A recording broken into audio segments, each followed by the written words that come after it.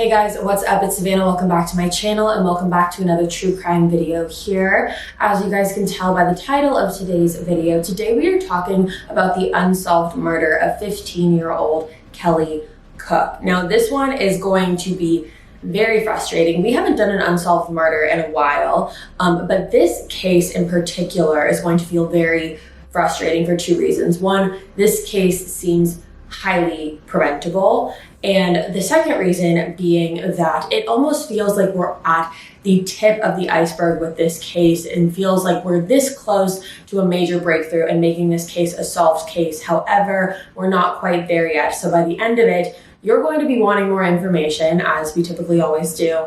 However, we just don't have that. But I am very interested to hear your theories about it. I'm going to throw in what I think. And with that being said, you guys, let's jump right on into it today. Kelly Cook was 15 years old when she was murdered on Wednesday, April 22nd, 1981. Kelly was born to her mother, Marion Cook, as well as her father, Walter Cook, and they were living in a town called Standard, which is located in Alberta, Canada. Kelly also had a sister named Marnie, as well as a brother, so they were all living together in Standard. And something to know about Standard is that it is extremely small. To give you some context, in the year 2011, the population of Standard was 379 people. And then in 2016, the population was even smaller than that, with only 353 people. Now, as far as who Kelly was as a person, everyone says that to know Kelly was to love Kelly. She was an old soul. She would have way rather spend her time with adults rather than teenagers. She loved talking to adults about, mature topics such as politics and social justice. For 15, she was very well versed and very, very mature for her age. And something to know about Kelly as well is that she always was very organized.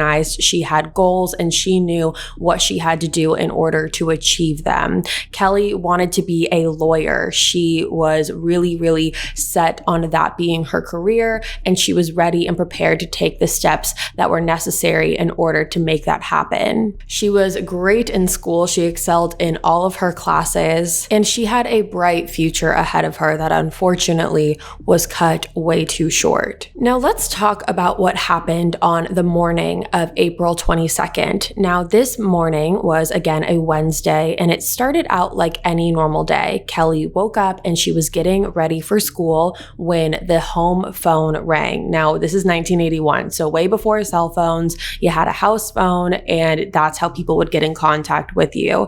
Now at about 8:20 a.m., the family phone started to ring, and Kelly decided that she was going to be the one to answer it. So Kelly went into the living room and picked up the phone. However, when she answered the phone, no one was on the other line. So she said, hello. However, no one was there. So ultimately, she hung up the phone and walked away. However, right as she was walking away, the phone rang again.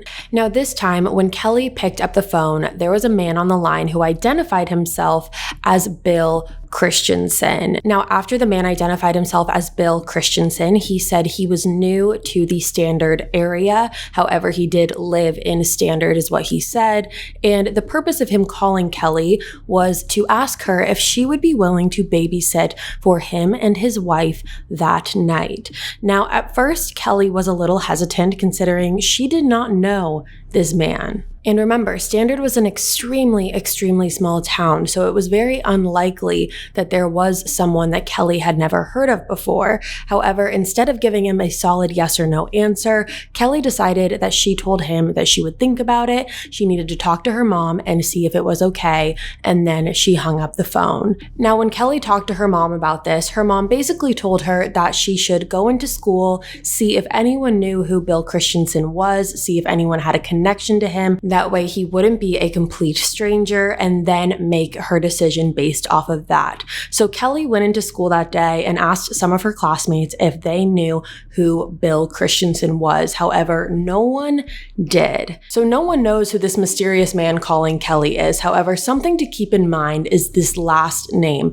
Christensen. Christensen was an extremely common last name in Standard. There was actually about 12 people who had the last name Christensen at the time that Kelly went missing. So Kelly and her family just figured that this was someone who was a mutual of someone that they knew, even though they didn't know him directly. And ultimately, Kelly decided that she was going to go and babysit for Bill and his family. According to Kelly's sister, she said that everyone just kind of assumed that Bill Christensen was a friend or a family member of someone that they knew. Again, you have to think of the time period here. This isn't like today where if a stranger called you up, you would not obviously go and get in the car with them. And this was a very small town. Things like this did not happen where Kelly grew up. So that's why ultimately she decided that this was okay and that she was going to go. So she told her mom that she called Bill and told him that she could babysit for him. And that's when Bill and Kelly made the plan that Bill would pick her up from her house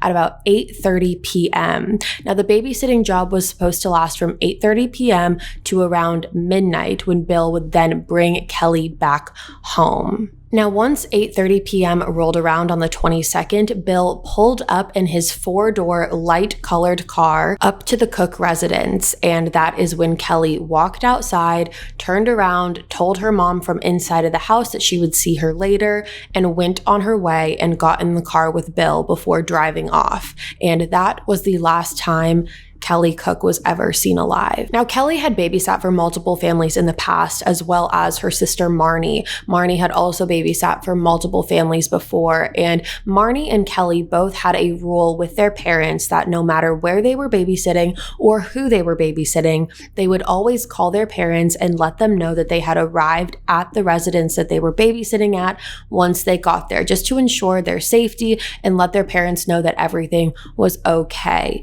And this was no exception. So Kelly was supposed to call her mother once she got to Bill Christensen's house. And I want to make it clear that when Kelly left and got in the car with Bill, no one went out and met him. So no one went out and saw what he looked like. No one went outside and saw his car.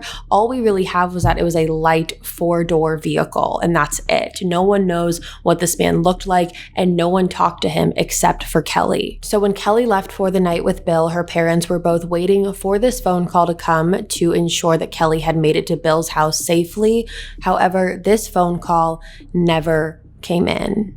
According to Kelly's sister Marnie, she said that within the first hour of Kelly leaving, Kelly's parents had a feeling that something was not all the way right here. Now, within just the first hour, Kelly's mother decided to do some investigating of her own, and she decided to call the bank as well as the post office and ask them if there had been anyone that had recently moved to Standard named Bill Christensen, just to see if she could get an address or a phone number or something. However, due to confidentiality agreements, the post office and the bank were not able to give her that information. So she again was left at square one waiting for this phone call that never came. Now, once midnight rolled around on technically the early morning hours of April 23rd, Kelly's parents wasted no time in calling the authorities to report her as a missing person, because again, she was supposed to be home at around midnight. That is when this babysitting job was supposed to be over. However, no one had heard from her.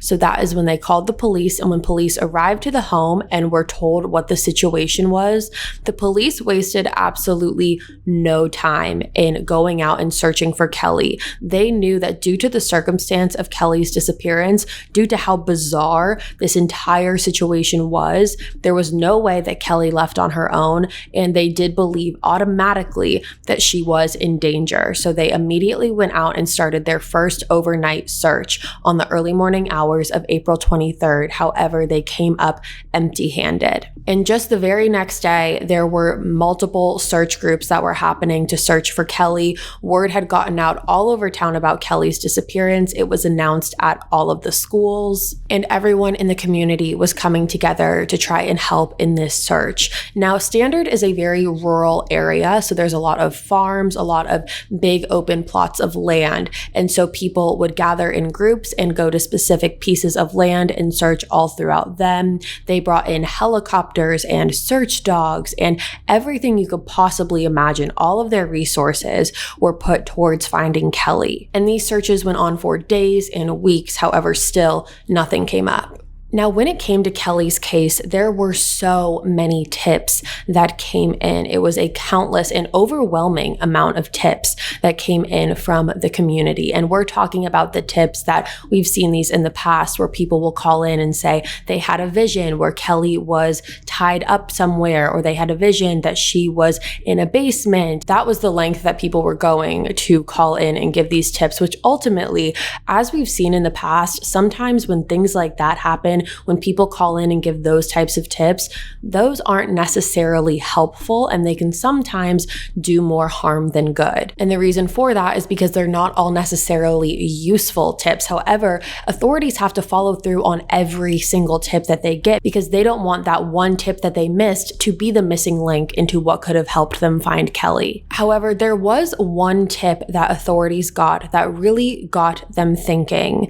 Now, on the night of April 22nd, when Kelly went missing, there was a 911 operator who received a phone call at around 10:30 p.m. And this phone call was traced to a payphone in a town called Hussar. Now, Hussar was about a 20-minute drive from Standard. And according to the 911 operator, she said that when she got the phone call, she answered the phone, and on the other end of a line was a girl screaming, hysterically screaming, so much so that the 911 operator said that she had to remove her headset because the screaming was so loud. And then ultimately, whoever was on the other end of the line hung up the phone. It is very possible that the person screaming on the other end of the line was in fact Kelly Cook. However, there's no way to actually prove that. Now, another tip that came in was from a man who owned a local gas station. And according to this man, he said that on the night of the 22nd, he was working in the gas station. And while he was working, a man walked into the convenience store that was a part of the gas station and asked if he could use the gas station's phone because the payphone outside was not working. The man who owned the gas station allowed him to come behind the counter to make the phone call, and because it was behind the counter, the owner could obviously overhear some parts of the conversation. This man had made a phone call to someone, and according to the gas station owner, he remembers hearing briefly something being said about babysitting.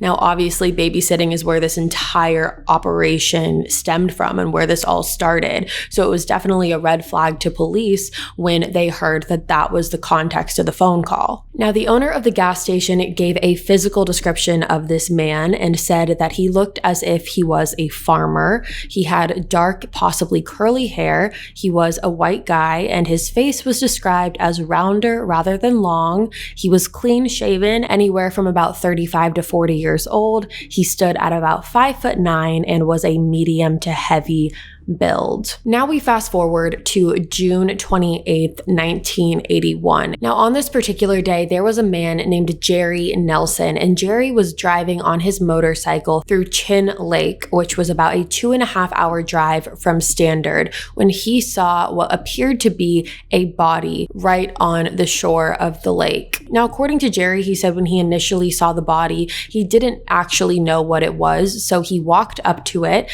and that is when he discovered that it was in fact a body. She had been bound with rope, and her body was weighted down with cinder blocks, and she was still wearing all of her clothes. And obviously Jerry immediately called authorities, and through dental records, they were able to confirm that the body that Jerry had found was in fact Kelly Cook. This Killer Instinct is brought to you by Happy Dance, premium CBD skincare from Kristen Bell. Now, whether or not you've tried CBD products before, or even if you're already a huge fan, Happy Dance is different.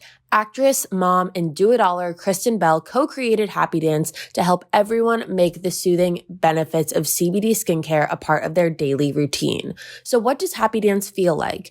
It's like rubbing a sense of it's all going to be okay directly onto your skin. It's basically the secret door to your happy place. Happy Dance products are made with only the highest quality CBD and premium ingredients. If they wouldn't use it on their own mothers, they wouldn't put it in Happy Dance. They've got a whipped CBD body butter, an ultra calming CBD bath bomb, and a multi-purpose CBD coconut melt. The coconut melt is my personal favorite. It multitasks as a skin moisturizer, hair mask, and even a makeup remover. It literally melts into the skin, hence the name. I use it almost every night before I go to bed, and it smells fantastic. Right now, Killer Instinct listeners get 15% off their first Happy Dance order, but only when you go to doahappydance.com/instinct. That's 15% off your first order of Happy Dance CBD skincare at doahappydance.com/instinct. Now, I don't know about you, but over the course of the pandemic, my definition of comfort definitely changed.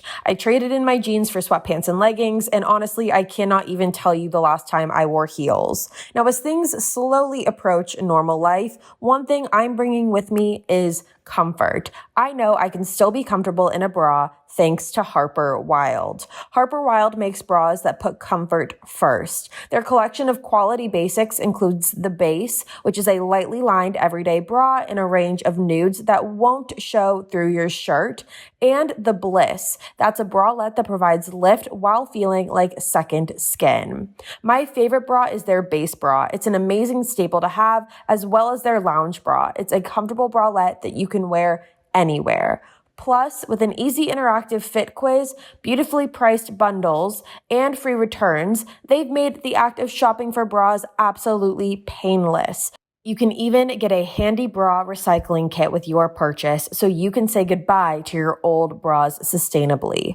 Harper Wilde makes everything about bras better. Stay in your comfort zone. Go to harperwilde.com/killer today so you can get 20% off your first purchase, because the only thing better than a comfortable bra is getting a discount just for being a Killer Instinct listener. That's 20% off at harperwilde.com/killer. harperwilde.com/killer. Fun fact, did you know that most home remedies and over-the-counter acne products won't work? And even worse, they can really damage your skin?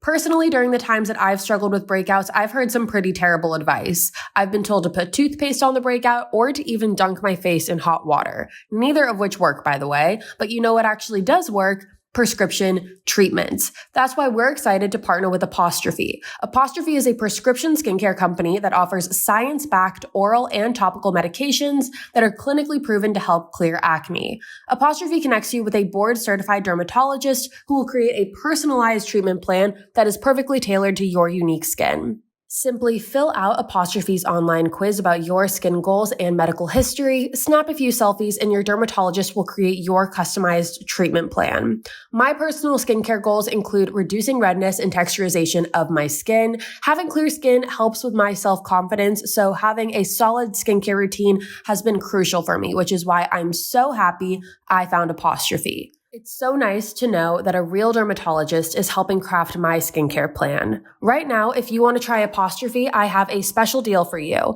Save $15 off your first visit with a board-certified dermatologist at apostrophe.com/killer when you use our code KILLER. To get started, go to apostrophe.com/killer and click Begin Visit, then use our code KILLER at sign up and you'll get $15 off your dermatology visit. That's apostrophe.com/killer and use that code KILLER to get your dermatology visit and save $15. And we thank Apostrophe for sponsoring the podcast. Are you unhappy with your smile? Well, you don't have to be. Thousands of people have used Candid, the clear, comfortable, removable, and practically invisible aligners to help straighten their teeth, and now they love their smile. Just like Justin M. from Atlanta, Georgia, who said, "When I was younger, I used to have a gap in the front and on the side. I noticed that people would always look at my mouth first, so I was looking for a fix. Candid ended up being the perfect company for me. You can't stop me from smiling now. There's no comparison. And Candid is here to help straighten your teeth so you can fall in love with your smile too. Your treatment is prescribed and closely monitored remotely by a licensed orthodontist who's an expert in tooth movement. You'll have the same quality of care you'd get from an in-office orthodontist from the comfort and convenience of your own home. And while other companies use general dentists, Candid only works with orthodontists. With Candid, the same orthodontist who created your plan is with you from start to finish, so you you never have to wonder how you're doing. The average Candid treatment is just 6 months. You'll start seeing results way before then, and it costs thousands less than traditional braces. Now, when it comes to my own teeth straightening journey, I am someone who did have to have braces and a retainer and the whole 9 yards. I had braces for years and remember always having to go to the orthodontist office, get the braces fixed, tightened, all of those things. And if I had Candid in my life at that time, everything would have been so much easier. So much so that now I recommend Candid to everyone that I know who is going through their own smile journey and their own teeth straightening journey. Become your best you. Start straightening your teeth today. Right now, you can save $75 on Candid's starter kit. Go to candidco.com/killer and use code KILLER. That's candidco.com/killer, code KILLER. Take advantage of this limited time offer to save $75 on your starter kit. candidco.com/killer, code KILLER. According to authorities, they said that whoever was responsible for this wanted to make sure that Kelly would never be found. The fact that she was bound with rope and tied to cinder blocks showed police that whoever wanted to get rid of Kelly did not want anyone to find her. Now, according to the autopsy, there was no sign of sexual assault, and her cause of death, while it has never been determined to be one specific thing, it was said that Kelly had been strangled. However, there's no official cause of death that's been released for Kelly Cook. Now, when Kelly's body was found, police went to Walter's work, Kelly's father. They went to his office and told him that they had discovered Kelly's body. And they also told him that the media was aware that Kelly's body had been found. And so they advised him to go home and tell his family before his family heard it through the media. And the way that Walter had to tell his family this and the wording that he used is absolutely heartbreaking. He went home, and ever since Kelly had gone missing, they had left the outdoor porch light on just in case she had come home. They left it on ever since she went missing and never turned it off. And right when he walked through the door, Kelly's sister said that they automatically knew what was going on because he had came home in the middle of the day. And right when he walked through the door, he had told his family that it was time to shut the patio light off. And that was all really necessarily he had to say in order for them to know exactly what was going on and know that Kelly's body had been found. Now that Kelly's case was no longer a missing persons investigation and was now a homicide investigation, authorities brought in the FBI to help create a profile of the person that they believe took Kelly.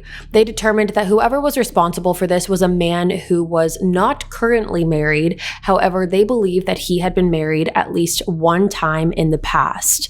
They believe that when these marriages ended, that this person became very hostile and had a lot of animosity towards his spouse. And they also believe that there was a large amount of abuse that played a role in each of these marriages. They also released a composite sketch based off of the conversations they had with the gas station owner of what they believe the offender looked like. And they released those images into the public, those drawings into the public with the hopes that it would spark someone's memory, that someone would know what this guy looked like. However, if you're watching me on YouTube and you see what the image is, this does look like your average kind of guy. Yes, he's wearing sunglasses, but for the majority of it, he does look like a very average looking person. So it's not like he has any distinguishing factors that would separate him from a large group of people. But now here's where a whole new element gets brought into this case, and that is when authorities learn that Kelly was not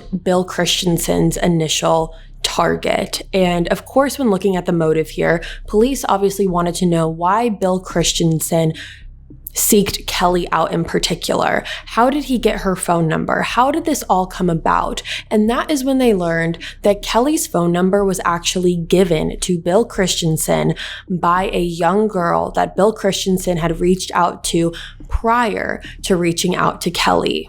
Which I think I need to make it clear right now that there is no person named Bill Christensen. Bill Christensen is an alias that was made up by whoever was responsible for this. So just in case the question of why didn't police just find who this person was, Bill Christensen did not exist. Now, this is when police learn that 4 days prior to Kelly's disappearance, Bill Christensen, whoever that man is, had reached out to a young girl who was 17 years old and attended the same school that Kelly Cook went to.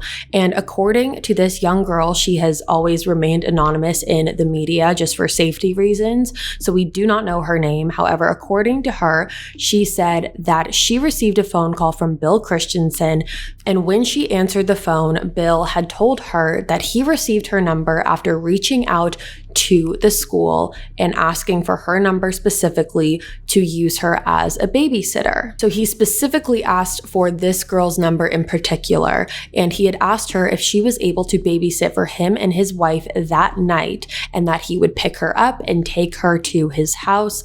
However, this girl actually was busy that night, so she had to turn down Bill Christensen, and that is when Bill asked her if she knew of anyone else that would be able to babysit for him, and that is when she gave Bill Kelly Cook's phone number. Other information that this girl said was that Bill had told her that he was new to the Standard area and that he was looking for a consistent babysitter and was hoping that they could start soon, and that the babysitter was for him and his wife while they went out. So he played the part very, very well, is essentially what I'm getting at. He didn't make it seem as if he didn't know the area. He didn't make it seem as if he was this strange, creepy man. He definitely played the part of a family man. He made these girls feel comfortable enough. Those are the facts that we have from the day that Kelly went missing on April 22nd, 1981, all the way up to now, 40 years later. So let's kind of break down the theories and the thought process that is going on. Now, according to authorities, they believe that whoever took Kelly,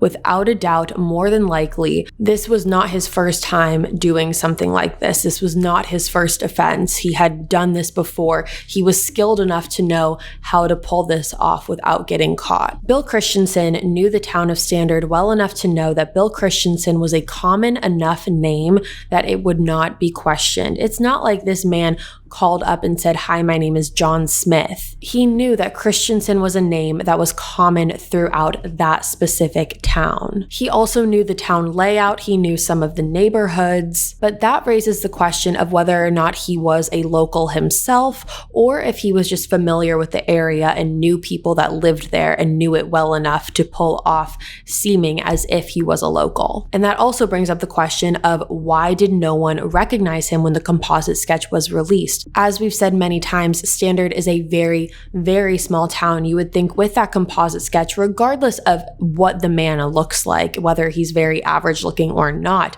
you would think that that would spark someone's memory of, oh, this looks like someone I know. Now, a question that I have in this case was, is it possible that this was a two-person job? Was it possible that there was a person who was the brains behind this case and then a person who was more so the one who had to follow through with it? Meaning, is there someone who was doing the job of calling the girls and making it seem like they knew what they were talking about and making it seem like they were locals of Standard, and then there being someone else who all they had to do was go to Standard and pick up the girl and take them to whatever location they were supposed to go to? Because if you think about it, that would make sense as to why no one recognized this man who walked into the gas station, because maybe he's not the brains behind this operation. Maybe there is someone else who is a local in Standard or who does have a lot of ties to Standard, who knows more in that arena. And then there was just someone else who no one would recognize that just had to go pick Kelly up.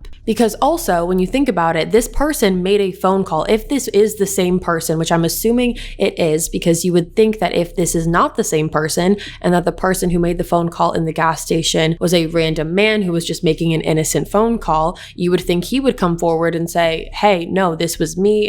I didn't do this, and clear his name. However, he didn't, which makes me believe that that was, in fact, the person that took Kelly Cook. And if that's true, then he did make a phone call to someone else and used the term babysitting. So who did he call on the other line? Another question is, what was the significance of where Kelly's body was disposed of? It was a 2.5 hour drive from Standard. That seems like a very well planned out spot to take her to. And there was no sign of sexual assault. So what was he planning on doing with Kelly when he took her? What was the motive here? Why do this at all? Obviously, there's no valid reason whatsoever, but what was the true motive behind here? What was the plan? Why drive her 2.5 hours out into a lake and go as far as trying to weigh her body down with cinder blocks? You would think if something happened in their plan that just foiled the whole operation, they would just try and dispose her body somewhere quick and easy.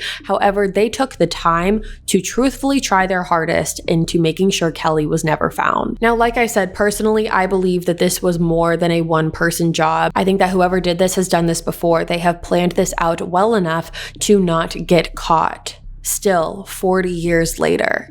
Personally, I think Bill Christensen, whether that's the person that's the brains behind this operation or whether it is just one person, I think he is very connected to Standard, whether that is he knows someone there or he lives there himself. I personally believe that the only way Bill Christensen lives in Standard is if this is a two-person operation. That's the only way it makes sense in my mind why he would never have been caught. Now, if he doesn't live there, I think that he's connected to someone through family or friends. It's someone who was just close enough to know the area and know the space, but not close enough to never be detected for it. Now, at this point in the year 2021, it is very possible that whoever was responsible for this is already dead, unfortunately. And I say unfortunately because that means they will never be caught and held to justice. Since this happened in 1981 and whoever did this was suspected to be between the ages of 35 and 40, that was 40 years ago. So if he was 40 years old at the time, he would be 80 now. So there is a chance that he is alive. However, he definitely is reaching the older end of the spectrum. I also think that there is no way that no one else knows about this. I think that there are people out there who do know who is responsible for this and they just don't want to say anything. I think that whoever did this did not keep their mouth shut about it. Standard is way too small of a community for that not to have happened. Now, what's also so interesting in this case is that Kelly was not Bill Christensen's first choice of who he wanted to kidnap. He specifically went after the initial first girl. And I think that even that was more so a random pick, because if he was specifically going after that girl, he could have said, oh, okay, you can't babysit tonight. What about next week? What about in a couple days? What's your schedule look like so we can set up a time where you can babysit? If that was specifically who he wanted. I don't think, however, that was the case. I think whoever did this was looking for the quickest solution and trying to find someone that day. And it didn't have to be that girl. It could have been anyone, because he then asked if she knew of anyone else that could babysit for him. So clearly it wasn't that he was going after that girl in particular. So that is what we know about the Kelly Cook case. And trust me, I am just as frustrated as you. This was so easily preventable. I'm sure you're already thinking it, saying, how in the hell did a 15-year-old get into the car of a stranger who picked her up at her house? It seems textbook. It seems very, this almost seemed like it was too easy. It's too simple. He literally did not know her. He picked her up from her house and then she's never seen again. We rarely see things like that happen just because it seems too textbook of a kidnapping case. However, that is exactly what happened here. And I know you're probably sitting there thinking, why did the parents let her go? Why did she go? Why did no one stop her? But again, I think we have to remember the time period. I think we have to remember the circumstance. This was such a small town. Christensen was such a common name. So her guard wasn't necessarily up. Obviously, we can't go back and change that. However, it is very, very unfortunate because 40 years later, Kelly's case is still at a complete standstill. However, no one has ever forgotten it. All right, you guys, that is going to be all for me today. Thank you so much for tuning in to another episode of Thank you so much for tuning in to another true crime video here on my YouTube channel. If you're new here, hi, my name is Savannah. I make videos a couple times a week. You should subscribe and join the family. I love you guys so much. I'll be back in a couple days with a brand new one. And until then, stay safe. Bye, guys.